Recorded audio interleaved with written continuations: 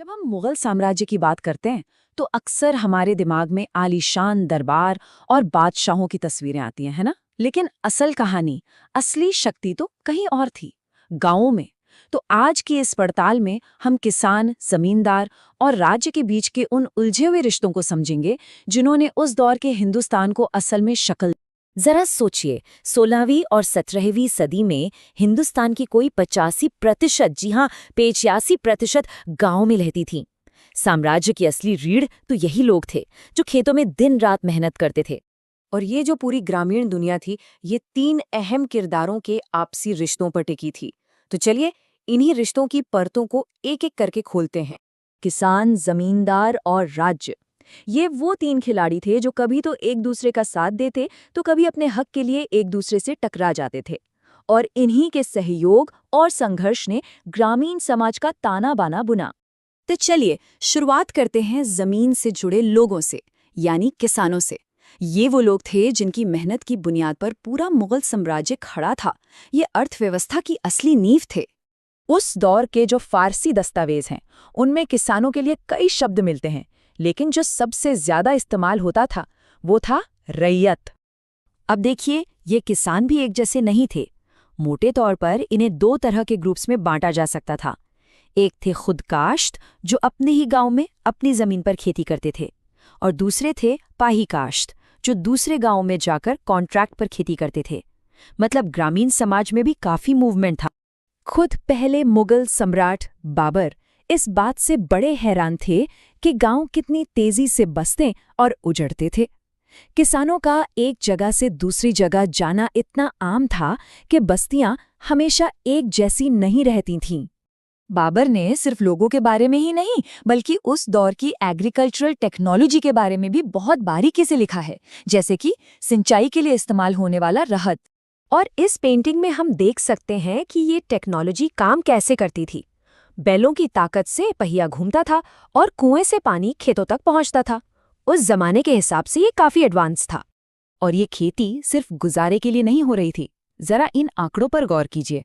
आगरा में 39 तरह की फसलें, दिल्ली में 43 और बंगाल में तो सिर्फ चावल की ही 50 अलग अलग किस्में उगाई जाती थी।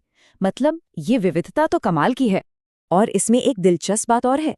मुगल सरकार खुद किसानों को जिन्स ए कामिल यानी कपास और गन्ने जैसी बेहतरीन फसलें उगाने के लिए बढ़ावा देती थी।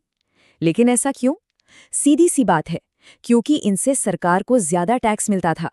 और हाँ, उस दौर की खेतीबाड़ी कोई रुकी हुई चीज नहीं थी। दुनिया के अलग अलग कोनों से नई नई फसलें आ रही थीं और बहुत तेजी से हमारे खानपान का हिस्सा बनती जा रही थीं।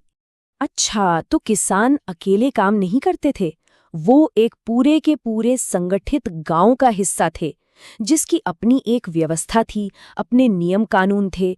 आइए अब इस कम्युनिटी को समझते हैं।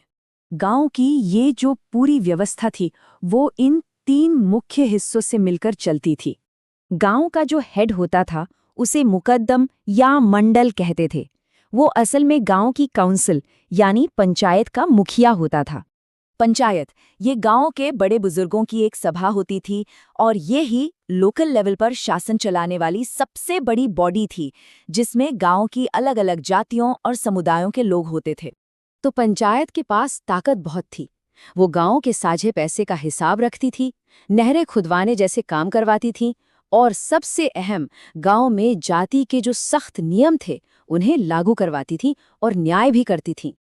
अब एक ऐसे ग्रुप की बात करते हैं जिन्हें इतिहास में अक्सर भुला दिया जाता है, लेकिन जिनके बिना ये पूरी व्यवस्था चल ही नहीं सकती थी, और वो थी महिलाएं। तो ये सोचना गलत होगा कि महिलाएं सिर्फ घर तक ही सीमित थीं। बिल्कुल नहीं, वो खेतों में मर्दों के साथ कंधे से कंधा मिलाकर काम करती थीं।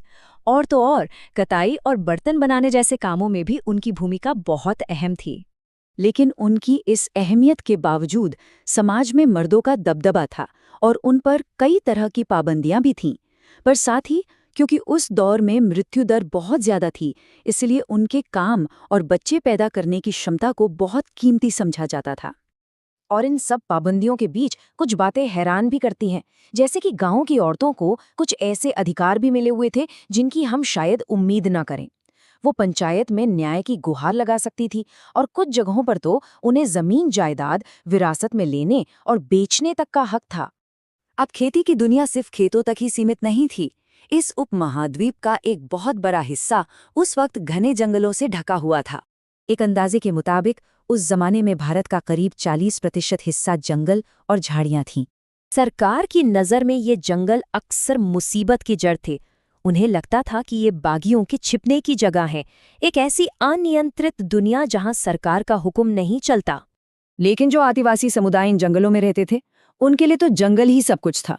उनकी पूरी जिंदगी शिकार, जंगल की चीजें इकट्ठा करने और कीमती सामान जैसे शहद और लाख का व्यापार करने पर टिकी थी। तो अब आते हैं ग्रामीण दुनिया की सत्ता के शिखर पर, जहां जमींदार बैठे थे। ये वो ताकतवर वर्ग था जो किसान और राज्य के बीच एक अहम कड़ी का काम करता था। देखिए, जमींदार और किसान में एक बड़ा फर्क था। जमींदार जमीन के मालिक तो थे, लेकिन वो खुद खेती के काम में हाथ नहीं बटाते थे। तो सवाल उठता है कि ये जमींदार इतने ताकतवर थे कैसे? इनकी शक्ति के 3 मेन पिलर थे। एक, उनकी अपनी बहुत सारी जमीनें जिन्हें मिल्कियत कहते थे। दूसरा, उन्हें सरकार की तरफ से टैक्स वसूलने का अधिकार मिला हुआ था। और तीसरा, उनके पास अपनी खुद की सेना, घुड़सवार और छोटे-मोटे किले भी होते थे। तो कुल मिलाकर ये कोई सीधा साधा समाज नहीं था। ये एक लगातार बदलता हुआ बहुत ही कॉम्प्लेक्स नेटवर्क था, जिसमें किसान, मुखिया, औरतें, जंगल में रहने वाले लोग और जमींदार सब अपनी ताकत और अपने गुजारे के लिए एक दूसरे से सौदेबाजी कर रहे थे।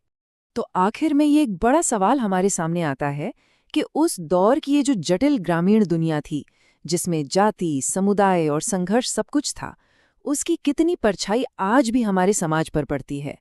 जमींदार, पंचायत और जाति पर आधारित ढांचे, इनकी विरासत आज भी कितनी जिंदा है।